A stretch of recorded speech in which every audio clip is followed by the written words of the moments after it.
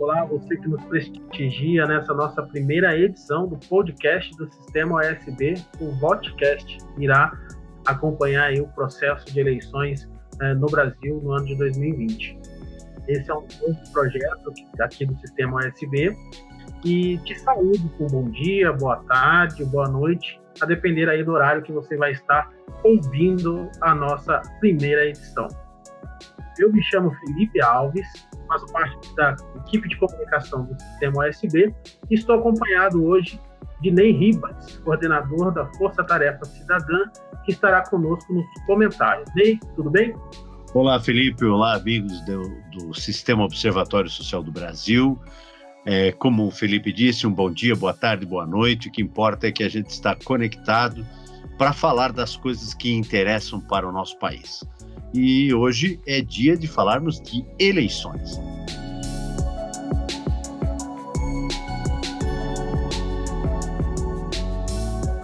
Então vamos lá, Felipe. Podcast é assim, um pinga-fogo, ping-pong, para a gente atualizar os nossos amigos e trazer aí as novidades a respeito do que está por vir nas eleições de 2020. É verdade, Ney, e tem muita surpresa por aí, né? Desde a regra de coligação, que acabou caindo, até novidades frente às condições em que a pandemia nos coloca neste momento. Para você que não conhece o Sistema OSB, quero te convidar também a visitar o site da nossa instituição, www.osbrasil.org.br, e conhecer o nosso trabalho, conhecer o projeto de olho nas eleições e ficar por dentro das novidades desenvolvidas por nossa instituição. As eleições de 2020 é uma eleição que nos pega de surpresa frente à condição em que a Covid-19 tem nos colocado. Acabou sendo prorrogada e ela vai acontecer no Brasil no dia 15 de novembro, no primeiro turno, e as cidades que tiverem o segundo turno ocorrem no dia 29 de novembro. As eleições elas vão ocorrer das 7 às 17 horas, lembrando que das 7 às 10 o horário é preferencial para pessoas com mais de 60 anos. Então, é importante ter essa informação. As eleições ocorrem, então, das 7 às 17 horas e das 7 às 10, um horário preferencial para pessoas com mais de 60 anos. Esse ano, 148 milhões de eleitores decidirão as urnas nos municípios brasileiros. Esqueça que, para votar, você tem de ter em mãos título de eleitor, um documento com foto e máscara. E o TSE tem recomendado que cada um, se puder, leve a sua própria caneta. Ney, tenho números aqui que surpreendem a gente e talvez você possa comentar para mim que possivelmente a regra de coligação tenha interferido nisso. O número de vereadores nas capitais brasileiras em 2012, nas eleições de 2012, foram um pouco mais de 18 mil candidatos. Em 2016, 18.900 candidatos nas capitais. Mas agora, para 2020, esse número sobe para quase 25 mil candidatos. Como explicar esses números, Ney? Bom, nós poderíamos aqui fazer inúmeros comentários. De um lado é porque a mamata é muito boa, né? Então, cada vez mais, os partidos estão buscando pessoas para arregimentarem votos para suas categorias, para o seu partido.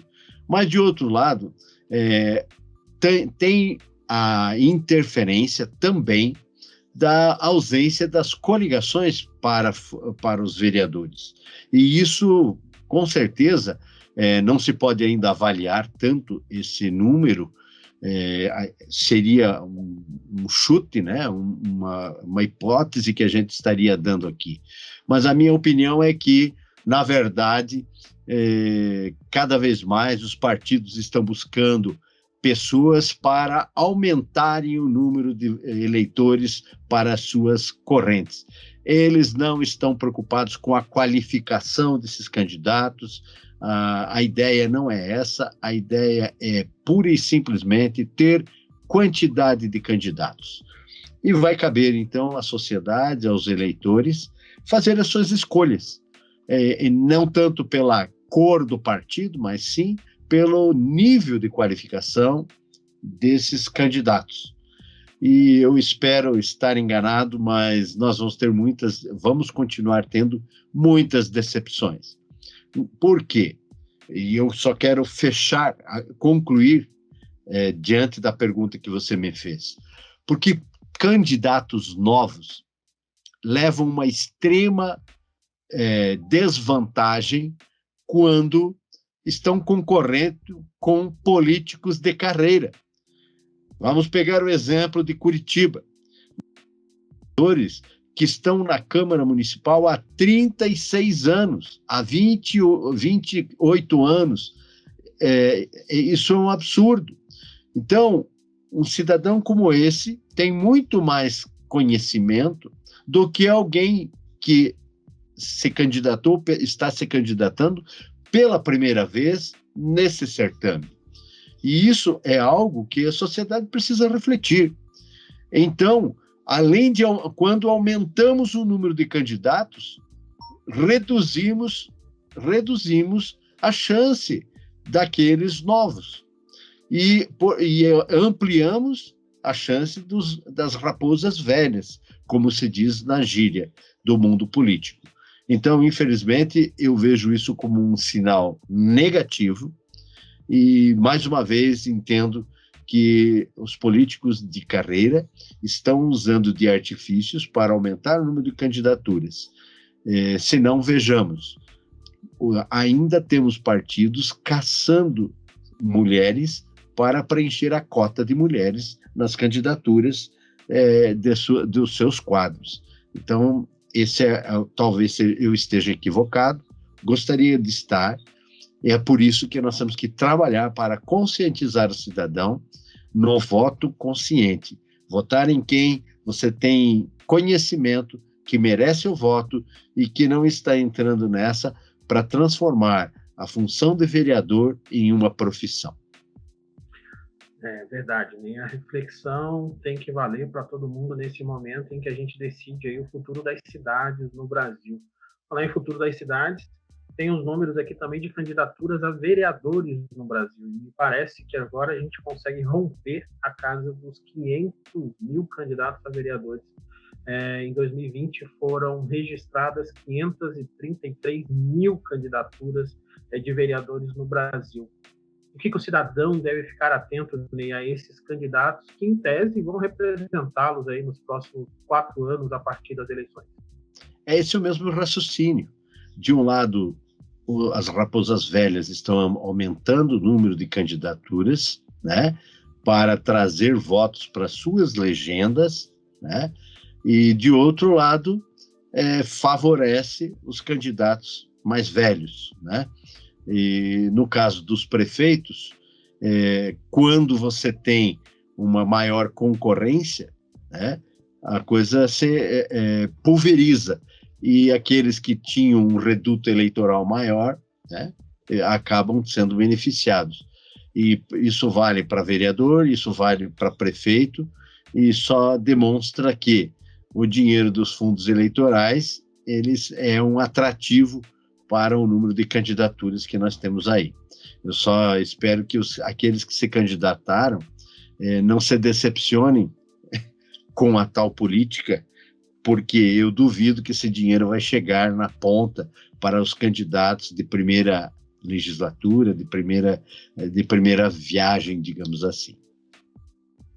É importante também, né, além dessa reflexão, a gente lembrar que estamos num momento de evolução enquanto cidadãos, né? A população aí cobrando cada vez mais transparência, mais integridade dos negócios públicos, principalmente das prefeituras aí que a gente acompanha enquanto observatório. Queria trazer uma reflexão também em relação à força-tarefa cidadã, né? Até para que o cidadão aí na base ele possa ter a consciência do seu voto, né? O quanto tem sido difícil para a Força-Tarefa Cidadã conseguir a efetividade dos dados, das transparências, das compras públicas no regime de emergência, e que o cidadão possa levar isso como reflexão também, né, na hora de escolher, talvez aqui não tenha sido uma boa opção e seja o momento de mudar a minha proposição, a minha condição de voto, né?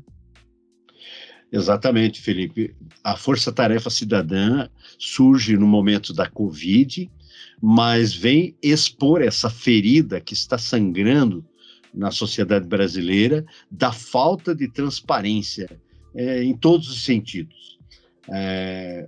O cidadão comum já não tem tanta familiaridade com os portais de transparência, e quanto mais, né, uma pessoa que quer fazer o trabalho de conferir onde está sendo gasto o dinheiro do nosso imposto e que entra num site e só encontra lá informações sobre as despesas feitas e não tem acesso aos documentos, aos comprovantes e tudo mais. E isso demonstra claramente que os nossos candidatos a vereador aí, né, os nossos políticos não estão fazendo a sua parte, porque é de competência dos vereadores em cada município exigir que os portais de transparência contenham todos os documentos relativos a quaisquer despesas. Então, nós estamos subindo esse nível de régua agora, com a vinda da Covid, com a Lei 14.035, com a 13.979, mas calcados de uma lei que já tem 8 anos, que é a Lei 12.527, que ela, desde 2011, ela é clara. É obrigação dos gestores disponibilizar todos os documentos, além do contrato, todos os documentos, o respectivo processo. E todos os documentos implica nos pareceres, nos orçamentos, nos empenhos, na nota fiscal e no recibo de depósito, para saber na conta de quem que esse dinheiro foi parar. O cheque foi emitido em nome de quem? Quem é o favorecido disso? Então, nestas eleições, uma das palavras que eu considero mais importante é a transparência. Então, se você quer saber se o seu candidato, que é candidato à reeleição, seu candidato a prefeito, que é candidato à reeleição na prefeitura, ele está falando de transparência, entre no site da sua prefeitura, veja as compras que ele fez e confira se você consegue encontrar a nota fiscal, verificar a discriminação dos itens na nota fiscal, verificar o depósito que foi feito, verificar os documentos dessa compra, desses gastos. Se você não quer gastar muito tempo com outras coisas, com obras, com asfalto, com prestação de serviços, veja as despesas do Covid e tente conferir se esse prefeito que está se candidatando à reeleição está disponibilizando os documentos. Isso já é uma demonstração do nível da gestão que ele fez e que irá fazer se ele for reeleito. Da mesma forma, o desafio aos candidatos a vereadores, né, especialmente os das reeleições, né? Se na sua cidade a prefeitura não faz isso, não demonstra os documentos, pergunte o candidato que é candidato a vereador para a reeleição o que ele fez para exigir que a prefeitura disponibilizasse esses documentos. É uma reflexão pessoal minha, em função do que você falou. A força-tarefa surge nesse momento. E quem sabe seja esse o marco do controle cidadão para o nosso país. Porque é nessa vibe que nós temos que trabalhar. Não adianta, se nós continuarmos escolhendo candidatos da forma como nós escolhíamos antes, nós vamos ter os mesmos resultados. Se nós votarmos em candidatos à reeleição que não disponibilizam os documentos dos gastos que eles fazem, é a demonstração que ele vai continuar não disponibilizando. Então, parece um raciocínio muito simplista da minha parte, mas faz todo sentido quando você fala de algo que está sangrando na sociedade brasileira, que é o desperdício dos recursos públicos. Não quero nem entrar em julgamento, emitir juízo de valor em relação a determinadas despesas efetuadas, mas todos os dias nós estamos nos deparando com coisas absurdas, e principalmente absurdas porque os sistemas que estão disponíveis de informática, as empresas que prestam serviço de informática, todas elas têm ferramentas para serem transparentes. O que falta é a vontade política do gestor e a falta de fiscalização dos vereadores de exigir que isso ocorra. E se os vereadores não conseguem, eles sabem muito bem qual é o caminho: acionar os órgãos oficiais de controle para que eles cumpram também o seu papel. É assim que eu entendo que deveria acontecer. Cobrar a transparência e efetividade da mesma realmente no Brasil tem sido uma luta, mas é importante também que o cidadão faça essa cobrança, né? E aí o Observatório Social do Brasil vai de encontro na colaboração dessa cobrança de transparência ou efetividade da mesma, ao criar o projeto de Olho nas Eleições, né? Um projeto que já vem acompanhando o sistema OSB já há algum tempo, e esse ano nós já estamos aí no site do OSB, e o cidadão que quiser conhecer o projeto pode visitar em www.osbrasil.org.br/de Olho nas Eleições 2020, e lá, Ney, tem termo de compromisso que o cidadão vai poder apresentar para o seu candidato a vereador, para o seu candidato a prefeito. E aí, prefeito, e aí, vereador? Vamos fazer um compromisso aqui de transparência? Ney, será que a gente vai ter candidato realmente compromissado com esse ponto, com essa pauta, com essa agenda nos municípios brasileiros? Com certeza, esse é um grande desafio e é um trabalho que vem ao encontro com outras ações no sentido de conscientizar o cidadão, mas principalmente conscientizar os partidos e os próprios candidatos que candidatar-se é muito fácil, honrar os votos é outra situação. E o momento é esse, de a gente, ao escolher, saber quem está se comprometendo com a sociedade brasileira. Então, em algum tempo atrás, nós fazíamos uma campanha pelas novas medidas e nós dizíamos, no popular, nós precisamos de candidatos que tenham compromisso com a democracia, tenham passado limpo e que se comprometessem com as novas medidas.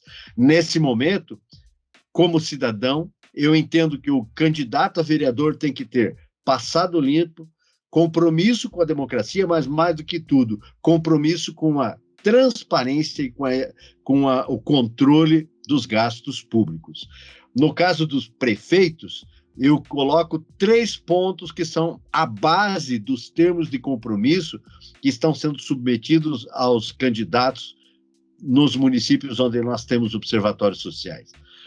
Um plano de transparência, um plano de gestão e um plano de planejamento, gestão e controle.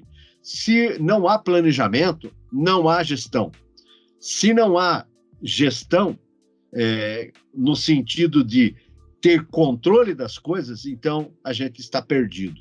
Então, essa é a base dos programas, das cartas compromissos que os observatórios estão apresentando, com algumas adaptações de cada município. E o que a gente espera é que, no caso dos vereadores, eles se comprometam a seguir aquilo que está estabelecido na cartilha do vereador, que está disponível no site do Tribunal de Contas da União. Lá está disponibilizado quais são as atribuições dos vereadores, mas ele precisa colocar isso por escrito, para demonstrar o seu comprometimento de fiscalizar os órgãos públicos. Tem vereador que nem sabe o que é um certame de licitação. Quanto mais acompanhar uma obra, quanto mais acompanhar os serviços. Existem vereadores ainda que, na velha política do clientelismo, ainda se dispõem, acham que o trabalho deles é atender a sociedade, atender o cidadão que está reclamando da falta de médicos no posto de saúde, atender o cidadão que está reclamando que o asfalto na sua rua não está funcionando. Vereador não é despachante de consulta médica. A função dele seria de fiscalizar por que é que a empresa que está prestando aquele serviço não está cumprindo o contrato e denunciar isso.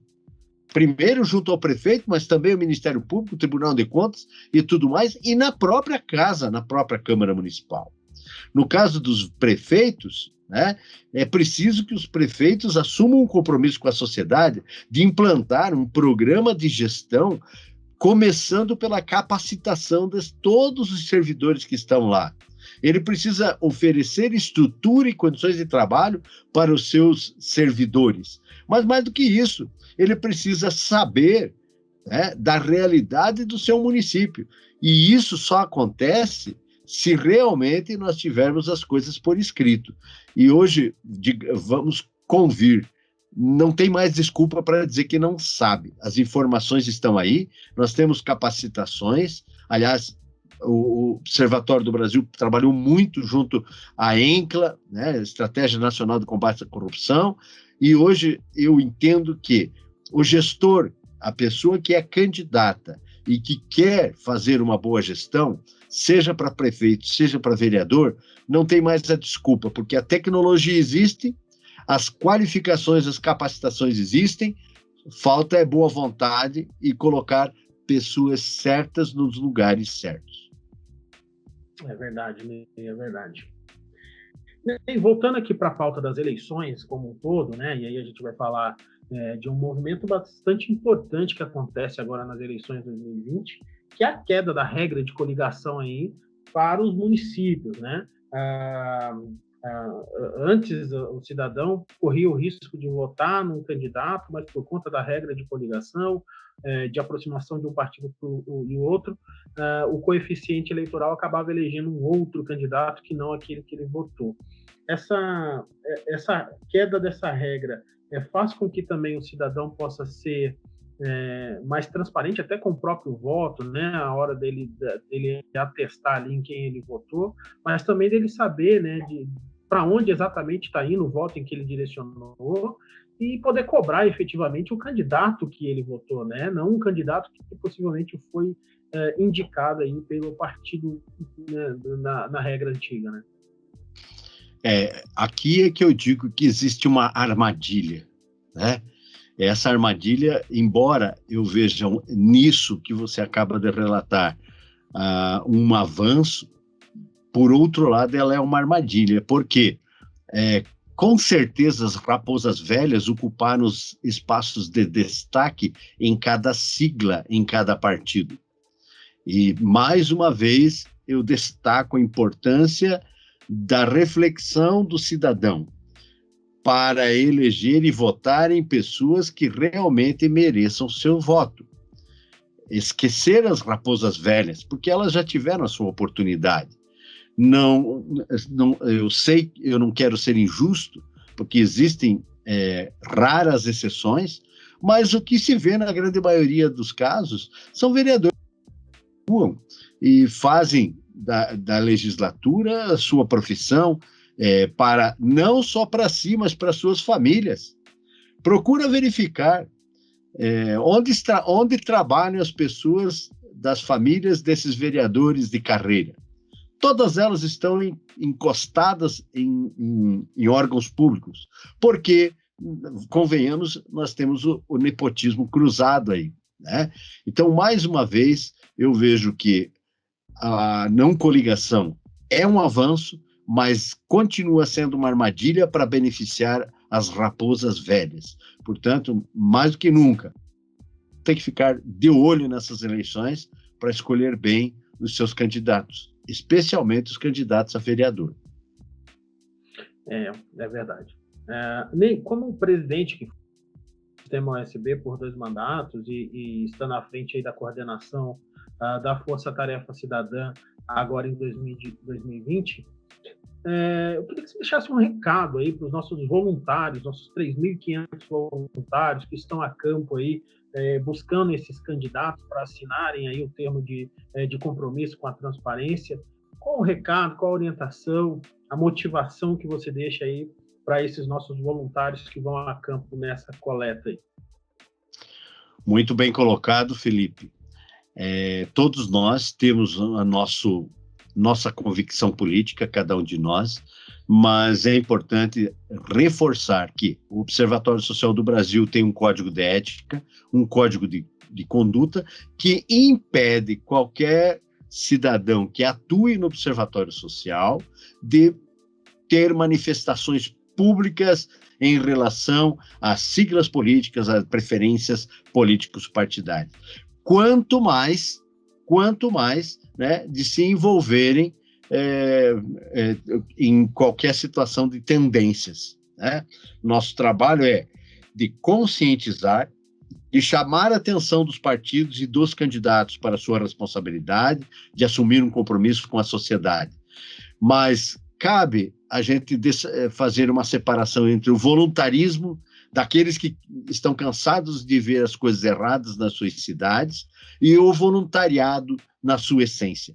E isso é uma missão, isso é um verdadeiro propósito de nós buscarmos, pelos meios que nós temos ao nosso alcance, alcançar as pessoas mais humildes, as pessoas mais que precisam ser esclarecidas da importância do seu voto, e principalmente para inibirmos o tal do voto em branco, a tal da abstenção do voto, porque nós reclamamos tanto de candidatos, de políticos corruptos e inoperantes, e se nós não formos votar, se nós votarmos nulo, vai acabar acontecendo que algumas pessoas vão votar nesses cidadãos, que vão estar comprando voto, vão estar fazendo isso, e serão eles que serão mantidos no poder. Então, o nosso voto tem consequência. Então, cabe a cada um de nós trabalhar, discutir, debater na nossa família, debater no local onde nós trabalhamos, na nossa rua, no nosso bairro. Diz que política não se discute. Discute-se sim, porque foi a nossa omissão, a nossa covardia de terceirizar, de dar um cheque em branco ao longo dos anos, que deu no que deu.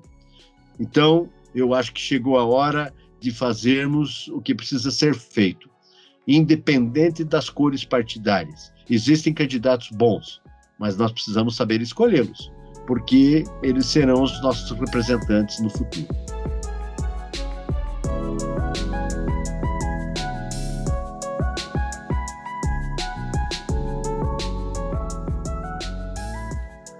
Muito bem, Ney, muito bem.